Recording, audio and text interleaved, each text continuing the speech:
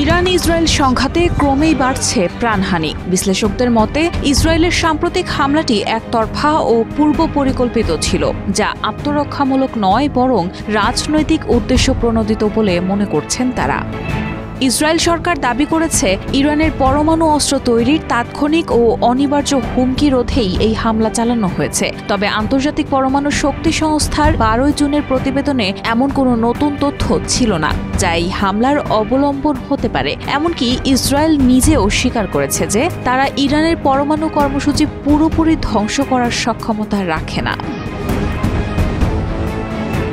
তাছাড়া ইসরায়েলের সাম্প্রতিক হামলার লক্ষ্য ছিল শুধু পারমাণবিক স্থাপনায় সীমাবদ্ধ নয়, বরং এতে ইরানের সামরিক ঘাঁটি, তেল ও গ্যাসের মজুত কেন্দ্র এবং উচ্চপদস্থ সামরিক কর্মকর্তাদের উপরও হামলা চালানো হয়। এসব লক্ষ্যবস্তুর মধ্যে ছিলেন ইরানের সাবেক প্রতিরক্ষা মন্ত্রী ও সর্বোচ্চ নেতার উপদেষ্টা আলী শামখানি। যদিও ইরান সরকার আনুষ্ঠানিকভাবে তার মৃত্যুর বিষয়টি এখনও নিশ্চিত করেনি। বিশ্লেষকদের মতে ইসরায়েল সরকার শিরোচ্ছেদ কৌশল ব্যবহার করছে, যার উদ্দেশ্য শীর্ষ নেতাদের হত্যা করে শত্রুপক্ষের স্থিতিশীলতা নষ্ট করা। একই সঙ্গে নেতানিয়াহু সরকারের ইঙ্গিত তারা তেহরানে সরকার পরিবর্তনের ইচ্ছাও পোষণ করে।